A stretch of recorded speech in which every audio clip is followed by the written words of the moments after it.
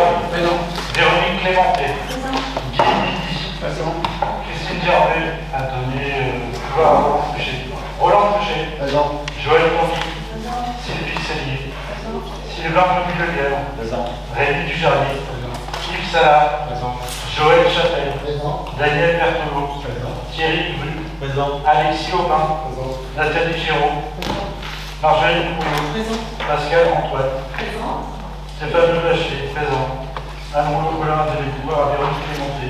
Anthony Bureau, absent. Audrey Lamouette, absent. Angélique Belfort, absent. Thérèse Desmarchands. Présent. Yvon Frémont. Présent. Claude Royer a donné pouvoir à Linda Carillo. Jackie Clément, absent, a donné pouvoir à José Collado. José Collado. Présent. David Chopin. Présent. Antigone Jorgalas. Présent. Linda Carillo de Almeida. Présent. Merci.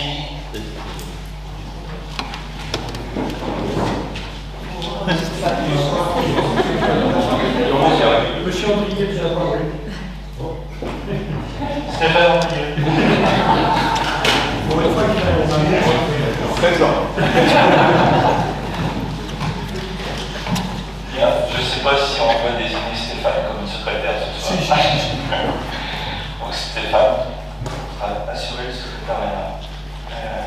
Il y a avant de commencer, je demande l'autorisation de rajouter une délibération qui est posée sur table sur une convention avec la préfecture dans le cadre de la préparation de la propagande électorale. Il faut une délibération pour signer cette convention. Les objections? Non. Merci. Donc, le procès verbal de la séance du 19 juin dernier, est-ce qu'il y a des remarques sur ce procès verbal? Je n'en vois pas. On considère qu'il est adopté. Ensuite, ce sont les décisions qui ont été prises, en fait, les délégations qui nous sont confiées. Est-ce qu'il y a des remarques sur les délégations? Monsieur Collado. Sauf erreur de ma part, je ne vois pas la décision qui a été prise sur l'attribution des fournitures scolaires. Bon, peut-être que c'est tout à fait normal. Vous avez réalisé ça pour la première fois du mandat, juste avant l'élection, c'est un lapsus. Juste avant la rentrée, je ne vois pas d'inscription dans les délégations. Ça, c'est la première réflexion. Et les questions, la deuxième chose, c'est que, sauf erreur de ma part, ça ne concerne donc que les enfants du public et pas les enfants du privé. Donc, je posais la question de l'équité. Merci. Alors, il n'y a pas de délégation, puisque ce n'était pas un marché, hein, et que tout achat inférieur au seuil des marchés publics rentre dans le fonctionnement normal de la collectivité. Donc, il n'y a pas de délégation sur tous les achats avec un report en présentation au conseil municipal. Donc, c'est une question de seuil. Sur cette opération-là, je l'ai dit, et on l'a dit dans la presse, se fait issue d'un constat avec des enfants qui arrivaient le jour de la rentrée sans les fournitures scolaires qui étaient demandées. Donc, c'est une demande du directeur de l'époque et des institutrices pour essayer d'avoir une équité au niveau des classes. Ça rentre dans le cadre des fournitures scolaires qui sont financées par la ville pour les écoles publiques. Les écoles privées ont elles aussi à charge des fournitures scolaires des enfants qui sont dans les écoles publiques. Privées, pardon. Voilà pourquoi on a ciblé uniquement les écoles publiques. D'autres questions?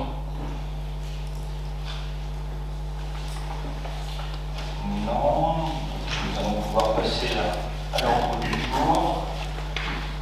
Le premier point concerne la convention mise à disposition de pistes d'athlétisme à l'association Flora-Cardi.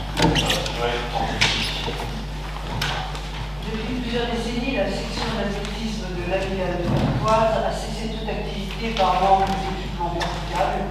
Dans le prolongement de la rénovation du plateau multisport du stade Gaston-Million, la ville de La Ferté-Macé a entrepris l'an dernier la reconstruction de sa piste d'athlétisme. Dans ce contexte, par l'intermédiaire de l'association Flair Athletic Club, vont être proposés au stade Gaston-Million des créneaux d'athlétisme les mardis, jeudis et samedis. Et il y aurait donc lieu de conclure avec l'association Flair Athletic Club une convention de mise à disposition.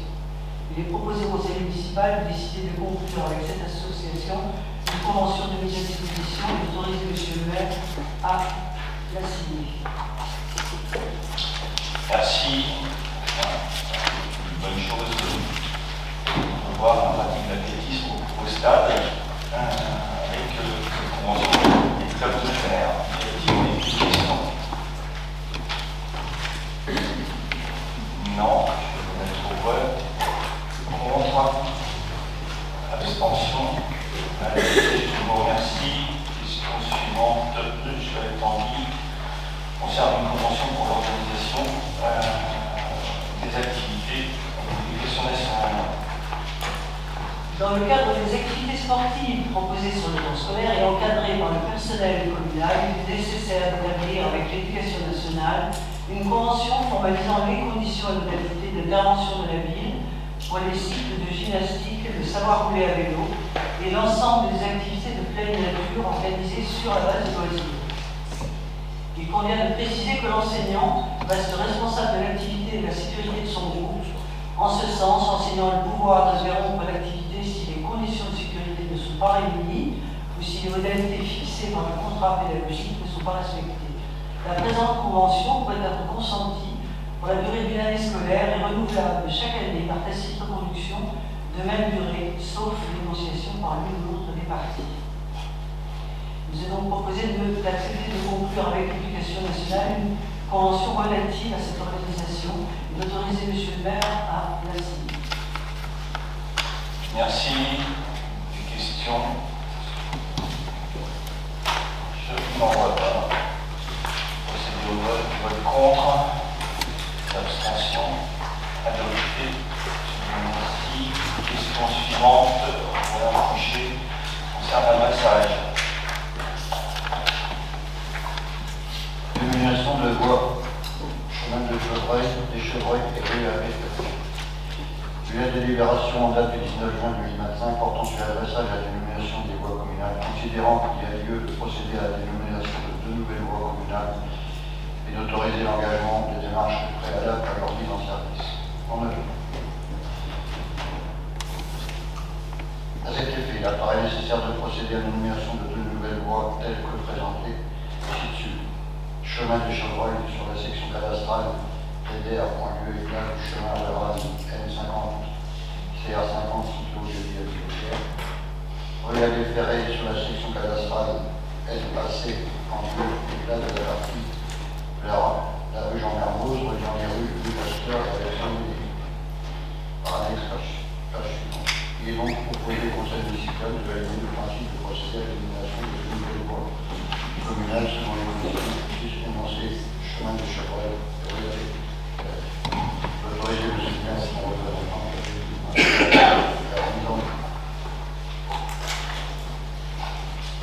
Très bien, merci. Je rajoute à nos délibérations de la séance qui va nous permettre de corriger l'arrêté de l'élimination des voies. Des demandes d'intervention? Je n'en vois pas. De vote contre. L'abstention. Adopté. Je vous remercie. Question suivante. Roland Fouché. Cession de l'immeuble 24 à Villetière à la société Art Design. Architecture d'intérieur. Vu la délibération en date du 10 juin 2022, 2023 portant sur l'exécution par voie de préemption de l'immeuble situé 24 à Villetière auprès de la société SCI LCV, l'acte authentique de vente rédigé en début de l'examen pour tout et Sabina du 20 octobre 2023 relatif à l'acquisition par la commune d'une institution des Domaines en date du 15 mai 2025. Monsieur le maire rappelle aux membres du conseil municipal que la ville de La Ferté-Macé a acquis par voie de préemption le 12 juillet 2023 auprès de la société SCI LCD l'immeuble inoccupé situé 24 avenue Pierre à La Ferté-Macé, cadastré MAI 342, afin notamment de lutter contre l'insalubrité et l'habitat indigne. Important, le projet ayant fait connaître son intérêt pour l'acquisition et la rénovation de cet immeuble, il aura lieu de céder à la société Art Design Architecture d'intérieur ou toute autre société suffisante ou bien située 24 avenue Thiers, cadastré à 342, pour un montant de 28 000 €, frais d'acte à charge de l'acquéreur. Il est proposé au conseil municipal de décider de céder à la société Art Design Architecture intérieure de toute société situant l'immeuble situé à la avenue Thiers à la Ferté-Macé, cadastré à 342, pour un montant de 28 000 €, frais d'acte à charge de l'acquéreur. Je préciser que la cession de cette avenue sera faite par un acte rédigé à l'étude de maître et d'autoriser monsieur le maire ou son représentant à signer tous les actes et les documents relatifs à ce dossier. Chargé monsieur le maire ou son représentant toutes les démarches. Merci. Une demande de précision. Non. Procéder au vote contre. Les abstentions. Adopté. Je vous remercie. Question suivante. Roland Fouché, une session d'un bâtiment communal à Lamberbière. Monsieur le maire informe les membres du conseil municipal que le 15 juillet 2025, M. Joël Decomte nous informait de son intérêt pour l'acquisition du bâtiment communal 6 OLD chez Lamberbière à La Ferté-Macé, référencé section PS 155, situé au bord de la RD 900 et joustant sa future propriété. Après consultation du pôle d'évaluation de l'immobilier, le prix de vente de ce bâtiment a été fixé à 14 500 € net vendeur, frais d'acte et géomètre à charge de l'acquéreur. Monsieur le maire ajoute qu'un accord de principe sur les conditions de la vente a été transmis au futur acquéreur le 1er août 2025, sous réserve de réalisation de ce projet par le conseil municipal. Enfin, monsieur le maire précise que la cession de ce bâtiment fera l'objet d'une formalisation par un acte de vente. À l'effet d'étude de maître Hélène Courton et Sabine Dufaux, il est proposé au conseil municipal de décider de céder à M. Joël Decomte le bâtiment communal situé au LZ Lamberbière à la Ferté-Macé à la S 155 pour un montant de 14 500 €. Net vendeur frais d'acte et géomètre à charge de l'acquéreur. Il faut préciser que la cession de cet immeuble fera l'objet d'une formalité par un acte. Autoriser M. le maire ou son représentant à signer tous les actes de documents relatifs à ce dossier. De charge de M. le maire ou son représentant d'effectuer toutes les démarches utiles et nécessaires pour la conduite à la bonne fin. Merci. Des demandes d'information. Non, pas. Procéder au vote. Contre. Abstention. Adopté. Je vous remercie. On en touche toujours, session d'une parcelle de la société Lacroix-Emballage. Monsieur le maire informe les membres du conseil municipal que la société Lacroix Emballage, dans le cadre de son extension, souhaite acquérir la parcelle cadastrée à H377 d'une compétence de 582 m², permettant l'accès de l'entreprise. Après consultation du pôle d'évaluation de Maniane, le prix de vente de cette voie d'accès en enrobé a été fixé à 6 000 €, frais et géomètre à charge de l'acquéreur. Monsieur le maire précise que la présente et les conditions de la vente ont été acceptées par l'acquéreur le 29 avril 2025, sous réserve de validation de ce projet par le conseil municipal. Ci-dessous, vous avez le plan. Il est proposé au conseil municipal de décider de céder à la société Lacroix Emballage la voie d'accès en enrobé située sur la parcelle cadastrée à H377, une superficie 582 m², au prix de 6 000 €, frais d'acte et géomètre à charge de l'acquéreur. De préciser que la cession de cette voie d'accès à l'entreprise fera l'objet d'une formalité par un acte de vente rédigé en étude et s'ajoutera d'autoriser M. le maire ou son représentant à signer tous les actes de documents relatifs au dossier. Que j'arrive M. le maire ou son représentant d'effectuer toutes les démarches utiles. Merci. Une session qui va faire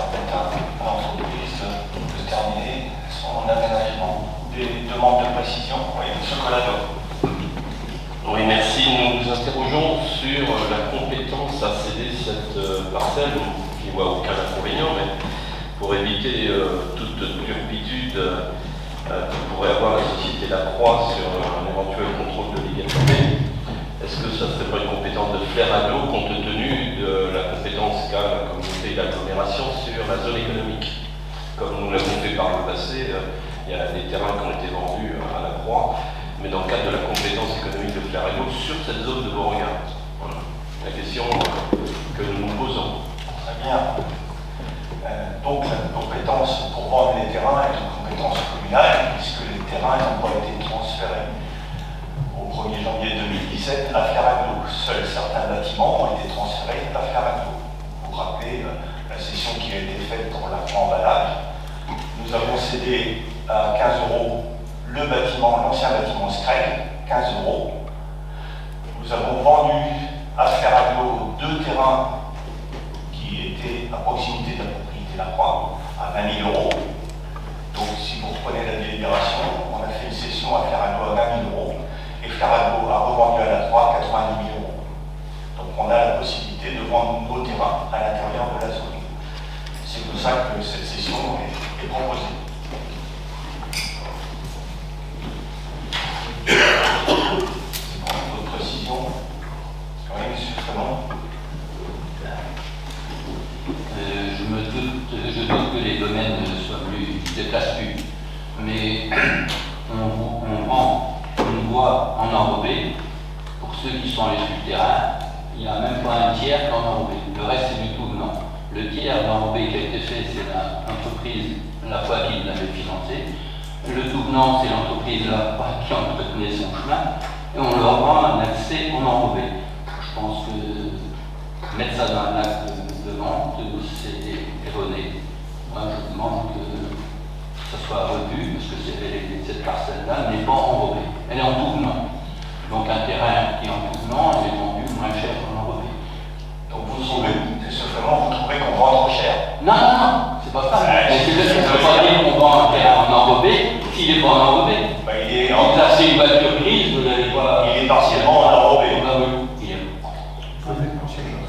C'est un peu drôle de masquer ça, quoi. Le descriptif est vendu ne correspond pas à l'idée. C'est ça. Non, le prix, je dis rien, puis moi, je ne sais pas, au contraire.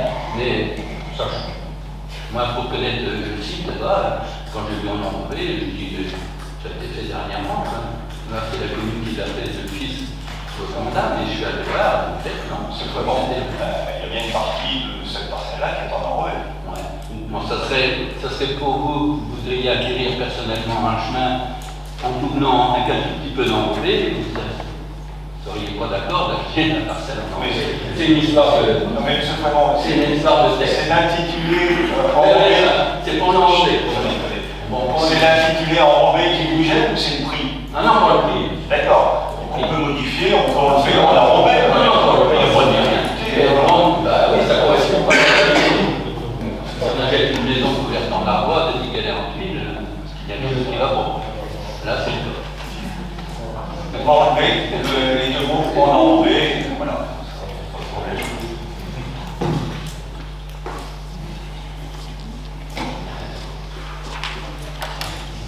C'est pas pour ça que la Croix va revenir sur son accord.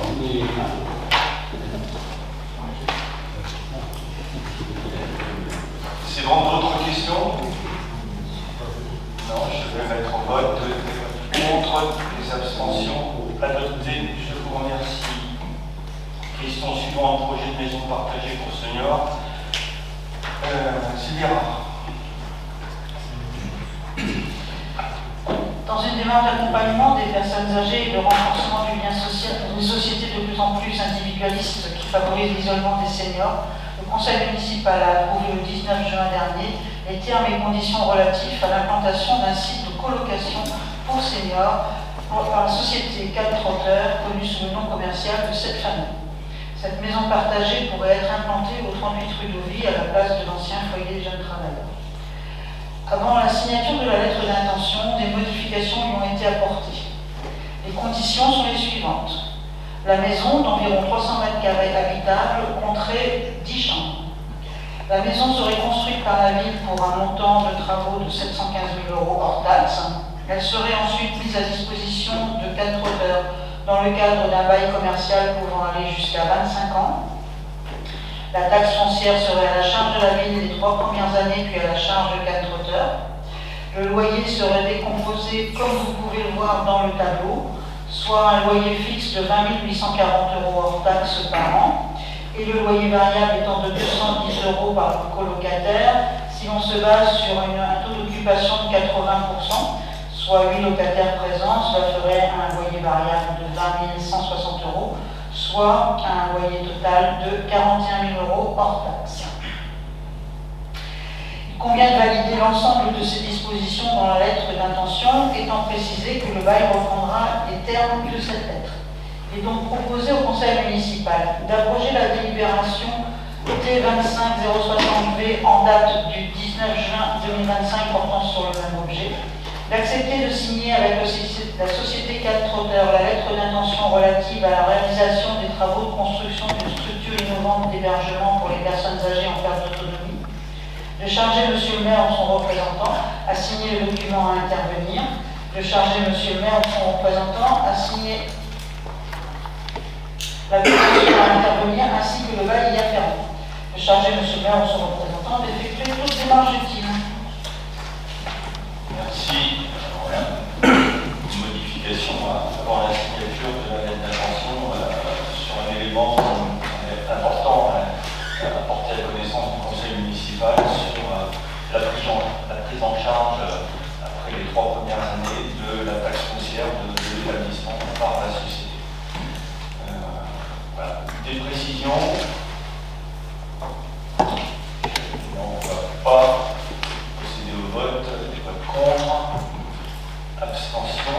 Adopté. Je vous remercie. Question suivante. Sylvera. La maison Beauvau. Étude de faisabilité pour la création d'un tableau numérique. Ce dossier se situe dans le cadre du programme Petite Ville de demain.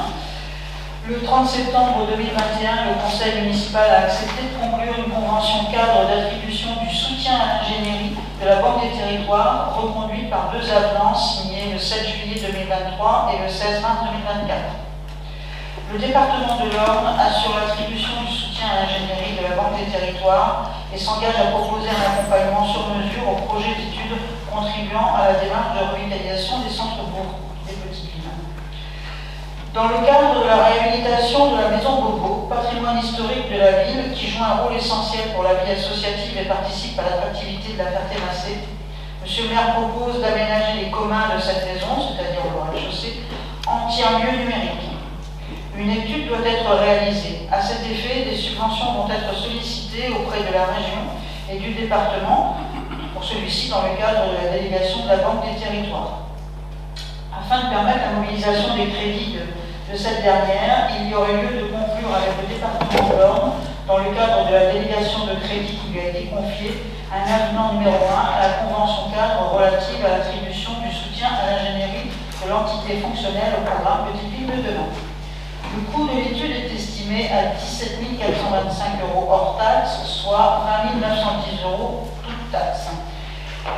Il est décomposé comme suit. Pour les dépenses, il s'agit d'une mission d'accompagnement pour la création d'un tiers-lieu numérique dans les communs de la maison Beauvau. Et pour les recettes, il s'agit du département de l'Orne dans le cadre de sa délégation pour 6 970 €, la région Normandie pour 6 970 € et un autofinancement de 3 485 €. Nous arrivons donc à un total, toute taxe, de 20 910 €. Enfin, le présent avenant prendra effet à compter de sa date de signature, étant précisé que les autres dispositions de la convention initiale demeurent inchangées. Vous avez cette convention en annexe. Il est proposé au Conseil municipal d'accepter de conclure avec le département de l'Orne, dans le cadre de la délégation de crédit qui a été confiée, un avenant à la convention cadre relative à l'attribution du soutien à l'ingénierie de la Banque des Territoires, pour une mission d'accompagnement à la création d'un tiers-lieu numérique dans les communs de la maison Beauvau et la réalisation d'une étude de faisabilité, d'autoriser M. le maire ou son représentant à signer l'avenant et de charger M. le maire d'accomplir toutes les démarches. Merci. Demande de précision. Nicolas. Alors j'allais dire encore une étude, mais le permis de construire indique déjà un tiers-lieu. Alors à quoi bon faire une étude de faisabilité si le permis de construire qui est affiché sur le pignon de la maison Bobo indique déjà un permis de construire pour un tiers-lieu. Donc on s'interroge sur cette mention.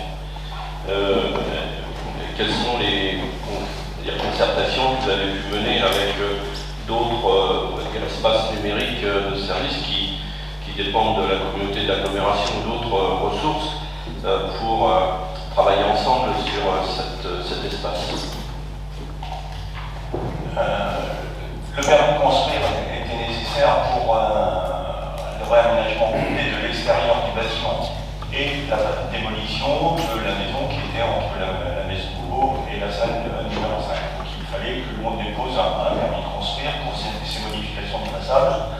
On a intégré une première acquisition dans l'aménagement du rez-de-chaussée, en ayant une partie centrale pour un tiers-lieu numérique et des salles de réunion sur les deux côtés, ce qui nous a permis de lancer une consultation des entreprises de la façon suivante, une tranche ferme qui concerne les démolitions de planchers, les démolitions intérieures et la réfection des planchers de tous les niveaux, c'est-à-dire une tranche ferme qui correspond à la mise en sécurité de la structure et des murs extérieurs. Et on a intégré dans cette consultation l'aménagement du rez-de-chaussée pour avoir une estimation la plus proche de la réalisation et qui nous permet d'avoir un plan physique pour travailler sur la mise en place de ce tiers-lieu. Cette deuxième partie a été traitée en tranche conditionnelle, c'est-à-dire qu'il n'y a pas d'engagement envers les entreprises pour la réalisation de ces travaux, qui nous permet, dans le cadre de l'étude qui vous est proposée, d'engager la réflexion avec la population, avec les élus, avec de futurs utilisateurs, sur l'aménagement d'une partie du rez-de-chaussée, puisqu'on aura de chaque côté de la façade, on aura des salles de réunion qui existaient autrefois pour les associations. Et donc cette étude va permettre de compléter et voire de modifier à la marge l'aménagement qui a été préparé initialement.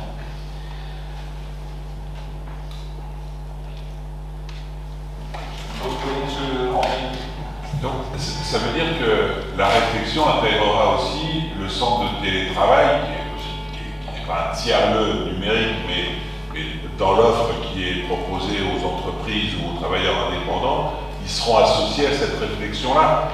Est-ce que la commission d'attractivité ou économie sera associée à cette réflexion-là? Pour l'instant, je n'en ai pas entendu parler. Alors, voilà, l'étude va être confiée à un cabinet qui va consulter tous les utilisateurs potentiels de ce tiers-lieu. Donc ça peut être les entreprises, je crois qu'il y a un centre de télétravail qui fonctionne en zone de Beauregard. Donc voilà, c'est pas forcément le même équipement, c'est pas forcément la même destination. Forcément que le contact sera pris pour ne pas refaire la même chose que ce qui existe là-bas, et plutôt d'avoir un équipement complémentaire qui soit à destination peut-être plus du public, puisque son télétravail est plus orienté vers les entreprises. Cette étude va nous permettre de nous accompagner sur la définition précise de l'utilisation. D'autres remarques, questions? Je n'en vois pas. Des votes contre, des abstentions. Adopté, je vous remercie. Question suivante de Olivier Breuil, le tableau des emplois. Vu le code général des collectivités territoriales, vu l'avis favorable émis par le CSP exceptionnel en date du 11 septembre 2005, vu le tableau des effectifs existants, le tableau des effectifs est ainsi modifié régulièrement par le conseil municipal en fonction des besoins et des moyens à mettre en œuvre. un certain nombre d'emplois inscrits au tableau et non pourvus est aujourd'hui sans objet pour des motifs divers. Le maintien de ces emplois vacants, le tableau des effectifs ne présente aucun intérêt. Il convient donc de procéder à la modification de celui-ci. Vous en avez la liste en annexe, ça représente une trentaine de postes. Il est donc proposé au conseil municipal de supprimer du tableau des effectifs les emplois non pourvus, visés et devenus sans objet, de charger M. le maire de faire des recours. Merci. Donc, c'est des délibérations qui sont présentées pour avoir un tableau des emplois un jour. Des demandes d'intervention. Monsieur Collègue. Merci. Je m'interroge sur donc la question des emplois et les départs de certains agents en retraite. On a évoqué cette question-là en CST il y a quelques jours. C'était hier, je crois, mardi ou mercredi. Et il a été évoqué le départ d'un agent en retraite. J'entends bien que c'est difficile de prévoir précisément la date de départ, mais la question d'un cadre qui part des services techniques et qui laisse un poste vacant, sauf erreur de ma part, je n'ai pas vu d'offre d'emploi sur le site du CDG ou sur d'autres sites des collectivités pour le recrutement. La question donc est la suivante: est-ce que le poste va être pourvu et quel tuilage sera mis en place? Je crains qu'il soit déjà trop tard pour faire la soudure entre les deux postes. Est-ce que ça va pas mettre en difficulté les services techniques qui le sont déjà un peu? Voilà ma question. Merci. C'est évoqué en réunion du CST, lorsqu'il y a un départ d'un agent, il faut se poser la question de l'organisation du service et du besoin de remplacer poste pour poste. Positionnement, puisque vous évoquez le service technique, positionnement de chaque agent au sein des services techniques dans un organigramme qui est celui qui est en place, doit nécessiter une réflexion de tous les postes en lien avec l'agent qui part en retraite. Et donc là, l'agent part en retraite au 1er avril l'année prochaine. Donc il y a une réflexion qui est menée sur l'organisation de la direction des services techniques pour répondre aux besoins des missions des uns et des autres et une organisation qui va être faite avec des modifications qui se sont faites dans le temps sur certains agents de la direction avec la montée en compétences d'autres agents des services à l'intérieur des services techniques. Donc voilà, cette question a été posée, on l'a vu encore ce matin, pour trouver la bonne solution. Mais ce n'est pas un remplacement poste par poste systématique, il faut se poser les questions de l'organisation à chaque départ. D'autres interventions? Je n'en vois pas de contre, des abstentions. Adopté. Merci. Question suivante. Olivier Bois, création d'un emploi permanent d'animation. Vu le Code général des collectivités territoriales, vu l'avis favorable émis par le CST exceptionnel en date du 11 septembre, considérant qu'il convient de créer un emploi permanent du cadre emploi des adjoints administratifs pour satisfaire aux besoins du service culture, sport et loisirs et attractivité. Monsieur le maire informe les membres du conseil municipal que le fonctionnement du service culture, sport, loisirs et attractivité nécessite le recrutement d'un poste d'adjoint d'animation à temps non complet d'une durée de 17,25/35e à effet du 1er octobre 2025.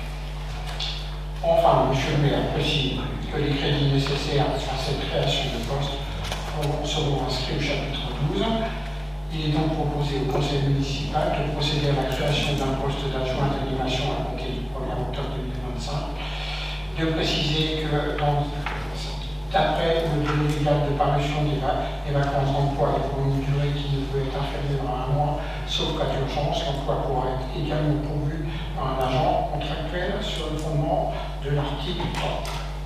De préciser que les crédits nécessaires sont inscrits au chapitre 12.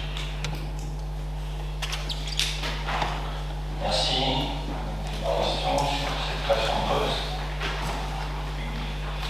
Je n'en vois pas de vote contre. Abstention. Adopté. Merci. Question suivante. Charte informatique.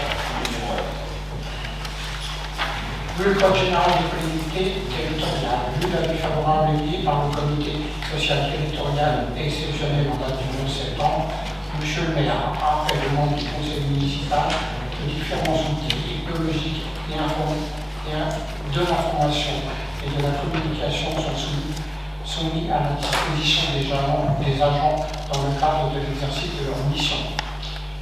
Ils constituent des moyens indispensables à la qualité du service déployé par la collectivité et participent également à la qualité de l'environnement du travail des agents. Monsieur le maire ajoute que cette utilisation peut comporter un certain nombre de risques d'ordre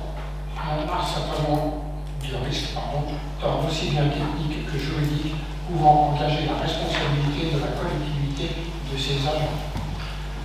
Depuis ces dernières années, les collectivités sont confrontées à un risque de cyberattaque de plus en plus marqué, pouvant avoir des conséquences préjudiciables importantes pour la collectivité. Pour une efficacité optimale, la sécurité repose sur la mobilisation de tous. Chaque agent doit en effet contribuer à la sécurité informatique en observant des règles d'utilisation des outils informatiques et une vigilance constante. Dans cet objectif, une charte informatique a été rédigée définissant les modalités d'utilisation des outils informatiques et de télécommunications mis à disposition des agents par la collectivité. Elle a notamment pour objet de déterminer les conditions d'utilisation des moyens et ou ressources informatiques mis à disposition des collaborateurs, de définir les droits et obligations des personnes utilisatrices de ces outils dans le respect des droits et des libertés de chacun, d'informer et de sensibiliser sur les risques encourus pour les prévenir et garantir ainsi la sécurité, l'intégrité et la confidentialité des données. Il est donc proposé au conseil municipal d'approuver la charte informatique de la collectivité selon les règles énoncées ci-dessus et telles qu'elles sont présentées en annexe. Merci. Document important pour protéger la collectivité. Des questions sur ça? Je n'en vois pas. De vote contre. Abstention adoptée. Je vous remercie. Question suivante. Participation des membres au fonctionnement des écoles publiques de Bagnole et Moyen. Le conseil municipal de Bagnole devant nous entendre lors de sa séance en date du 23 juin 2025 fixait le montant de la participation des communes aux dépenses de fonctionnement pour l'année scolaire 2024-2025 comme suit: 820,87 € par élève. Lors de l'année scolaire précitée, 2 élèves originaires de la commune historique d'Antoigny ont été scolarisés, ainsi que 30 élèves d'origine de la commune historique de la Ferté-Massé, soit 5 fois 820,87 €, à savoir donc 4014,35 €. Il est proposé au conseil municipal de se prononcer sur ce dossier et d'accepter de prendre en charge les frais de scolarité des enfants domiciliés sur le territoire de la commune de la Ferté-Massé et scolarisés dans le groupe scolaire Monceau sur la commune de Bagnole-de-Lons en Normandie pour l'année scolaire 2024-2025. Merci. Libération mutuelle. M. Colado. Alors, je pense qu'il y a une petite coquille dans le montant qui est annoncé sur la délibération. Apparemment, une coquille, c'est pas 4014, mais 4104.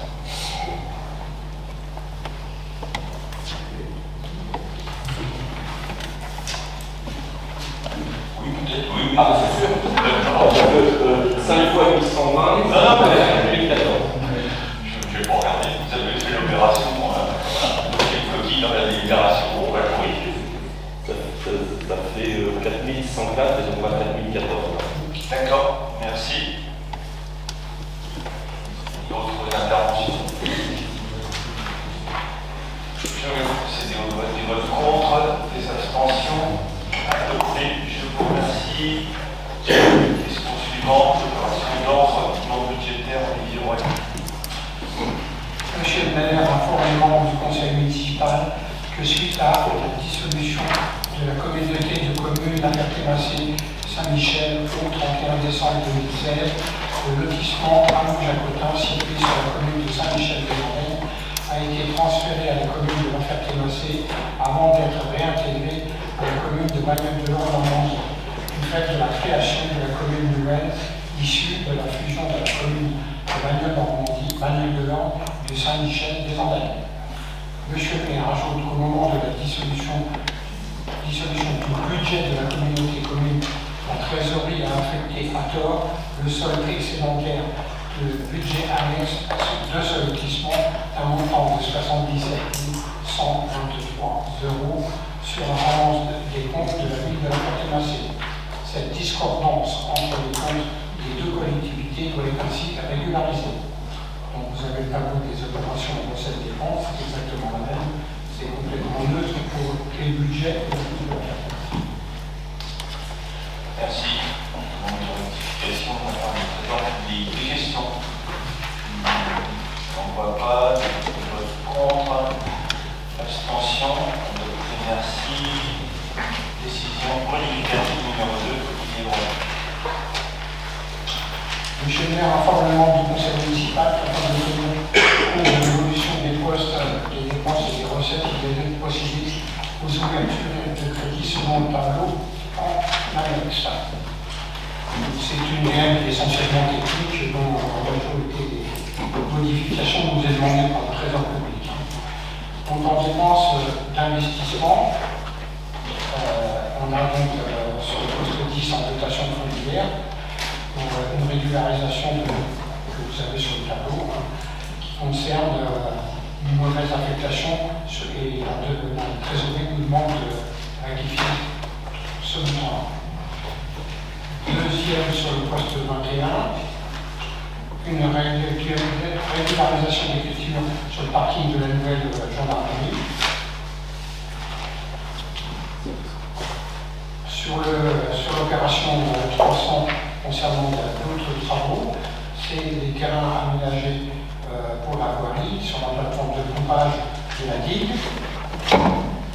N'était pas au PP.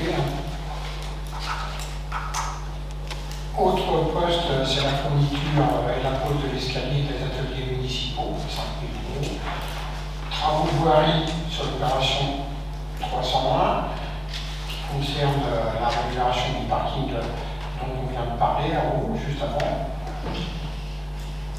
Ensuite, les travaux effectués d'office pour un compte de tiers, ça concerne le balcon de l'immeuble qui se trouve 21 Ludovic. C'est un devis et on est remboursé, on va voir tout de suite après les recettes. Ensuite, les opérations pour les comptes de tiers, on a le déblaiement d'anciennes usines moches et des écritures de régularisation des jeunes travailleurs. C'est le montant le plus important. Et ça, c'est une demande de la trésorerie. C'était pour les dépenses d'investissement. Dans les recettes, on a des régularisations, on récupère les cautions qu'on avait versées à Ferraglio, régularisation sur les emprunts pour des demandes de la part de la trésorerie. On retrouve justement les 7030. C'est vrai que 7035 735 000 par an, cette écriture-là en recette. Deuxième écriture de caution sur Ferraglio, de remboursement de caution. Les travaux effectués d'office pour le compte de tiers qu'on vient de voir en dépenses. Et ensuite, opération de tiers sur le délabrement de l'ancienne, sur le délabrement de l'ancienne usine moche. Donc les recettes et les dépenses s'équilibrent. En dépenses de fonctionnement, on a des reversements de restitution de divers reversements, dont la taxe de séjour à faire à l'eau, c'est des régularisations. En charge de gestion, la subvention de fonctionnement à l'association de la section gymnastique, en dépenses d'investissement, et en recettes, on a des mandats annulés et des mauvaises écritures passées que nous demande d'annuler la trésorerie. Les deux, c'est équilibrant. Merci. Des demandes de précision. Je n'en vois pas. On vote contre. Abstention. Adopté. Je vous remercie. Je vais rapporter la dernière question qui concerne la convention pour la réalisation de la mise sous pli et du colisage sur la propagande électorale. Donc il s'agit d'une convention signée avec la préfecture qui nous autorise à mettre sous pli et à effectuer le colisage lors de la prochaine élection municipale. Pour cela, l'État nous reverse une indemnisation. Vous avez dans la convention les tarifs qui représentent pour la commune de La Ferté environ 1 200 € d'indemnité pour effectuer ce travail. Des questions sur ce sujet-là? Je n'en vois pas. Qui vote contre? Abstention. Adopté. Je vous remercie. L'ordre du jour est posé. Monsieur Lormier, J'aimerais revenir sur la réunion des chefs d'entreprise et des responsables d'établissements scolaires qui a eu lieu le 5 juin dernier. Cette réunion était une excellente initiative et ça fait 4 mois et j'aimerais bien savoir quelle suite vous envisagez de lui donner et est-ce que vous pouvez nous dire finalement quelles ont été les réponses au courrier que vous avez préparé à destination des entreprises présentes, parce que elle a suscité une véritable envie, mais si 4 mois plus tard, il ne faut absolument pas laisser retomber l'affaire parce que c'est trop important et réfléchi alors que les entreprises avaient manifesté un intérêt réel. Donc pouvez-vous nous dire ce qui va se passer, s'il vous plaît? Ce qui va se passer, d'abord ce qui s'est passé après la réunion, parce qu'on n'a pas tenu par la main les entreprises autres. Je sais qu'il y a eu des visites d'établissements scolaires dans certaines entreprises. Ça s'est réalisé.